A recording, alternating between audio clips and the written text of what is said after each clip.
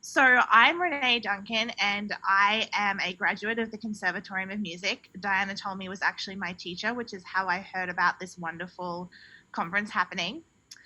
Once I graduated, I worked as a classroom music teacher and band teacher in Australia for several years.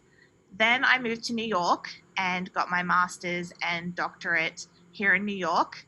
And now I love my job and I'm working as a band director and classroom general music teacher on the Upper West Side of New York.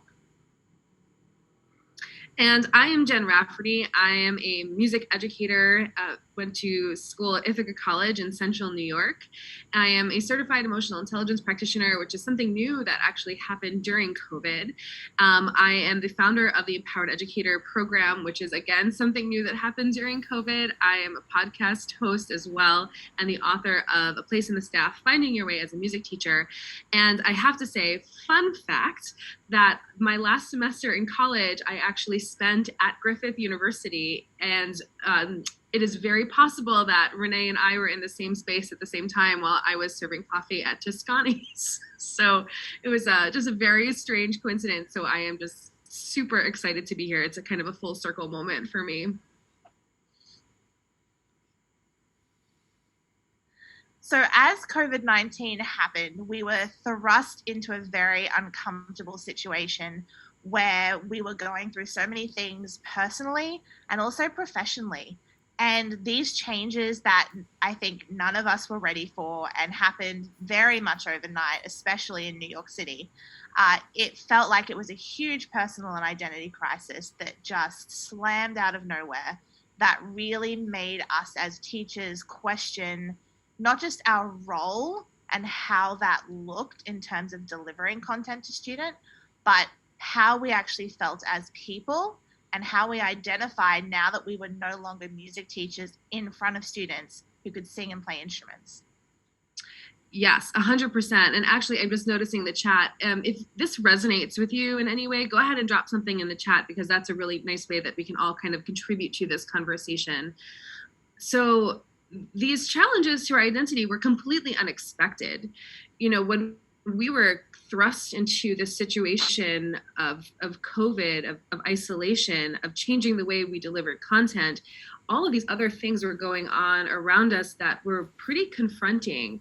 And not only did we have to cope with our own feelings about our work, we were also confronted with our feelings about the situation that was happening.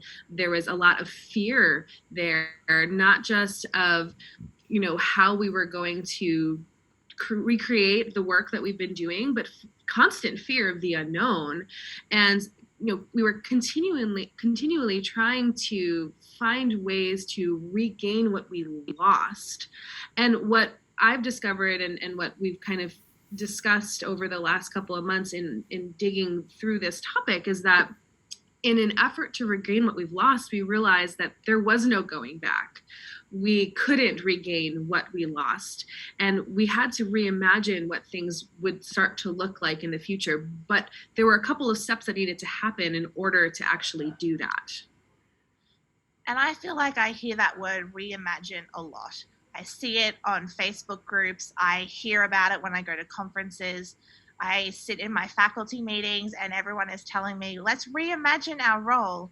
And really, we are creating new things. It is something new. It is something that we have never really encountered before. And part of that is also understanding that our role as a professional is separate and very different to our role as a person. And that separation and coming to terms with that when we are working in the same physical space in our homes versus in our classroom is something that is really challenging. And I personally felt like I never got a chance to really acknowledge that or to begin to delve into the grief and the struggle of making that transition. Yeah, 100%. And, you know, I think that, you know, as teachers especially, but, you know, I think especially in hearing Cameron just before us too, you know, we identify so closely with the roles that we play in our careers, right? You know, when someone asks you, you know, you're at a party, right? And you're just, how are you? You know, what do you do? It's such a common way to just right off the bat identify who you are by your work. And because of that interconnectedness of our role in our professional world with who we are as people, there was a large part of us that died during COVID, that didn't exist anymore, that overnight we lost. And I observed over the next few months post, March 2020, those teachers, especially because we're coming from this place of education right now, who took the time to grieve that loss, were the people who could really start to pivot and recreate and reimagine a new role. And I observed the people who were holding so tightly to the things that they lost, to regain what they lost, were really unable to use creative problem-solving skills to create something new. And through that holding on so tightly, we saw things like programs being lost because of an inability to shift their identity in a way that we could deliver content differently. We could create new content that would make more sense and be more relevant for the ways in which we had to deliver our lessons and our education. I want to just pause here for a second and see if Renee, did you have something to add to that regard? I completely agree. And I just, exactly like Cameron said, finding other ways to generate income, finding other ways to deliver that expertise, and to understand that identity of being a teacher in that classroom space, in the traditional way that we understand it, is not the only way to be. There are other ways to generate income. There are other ways to view yourself and to determine your value and your worth. But also, not just your value and your worth based on your profession, but based on a multitude of other things as well. And I also would like to just comment, I saw Steve's comment in the chat, the grieving the loss of live performance and improvising with people live. You just can't recreate that in the same way. To Cameron's point, there's always latency. There's always some sort of disconnect that exists, that is physical and that is real, that is not happening in the classroom. And that's a process to acknowledge and deal with. Absolutely. And to your point, Renee, the idea of your own value and worth, I think this was the sticking point for a lot of people, that because people felt so interconnected with their role in their job to who they were as people, that's how they often defined their value and their worth. When that was taken away, it was difficult for a lot of people to figure out, well, who am I now? What is my worth? What is my value? And the thing for me personally that came out of that is like, my value and my worth has absolutely nothing to do with what profession I'm in. Right? I mean, we can hopefully, if you're with me, put like a yes, Jen, yes, Renee in the chat, right? Because it is really easy to conflate the two, and it's not, and to confuse the two. It's not up for negotiation, my worth and my value. And for me, that was certainly highlighted when my traditional role was taken away from me so abruptly.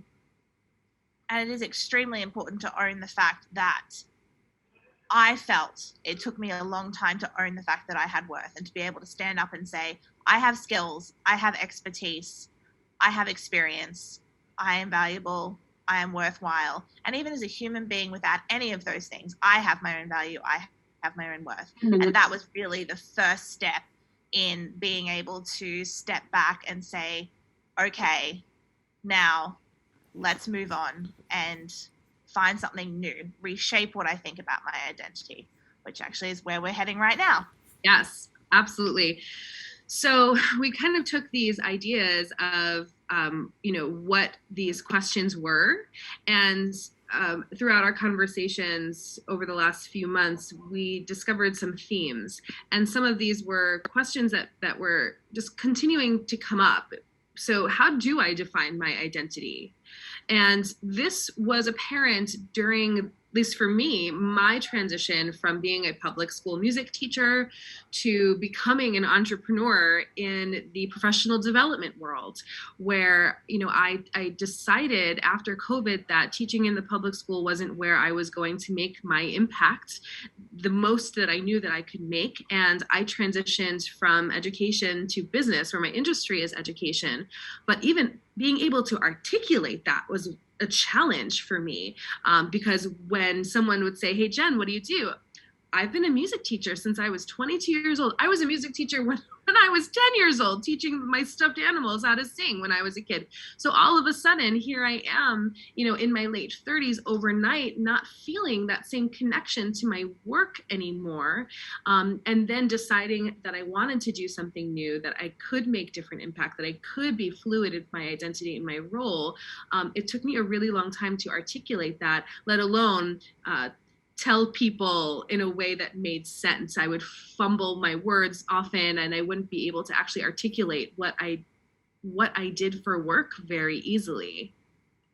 And from Jen going through that process, in the conversations we were having, I found myself in a similar place to where Jen was when she was going through that. I just had graduated college. I had been a music educator. That is how I defined myself.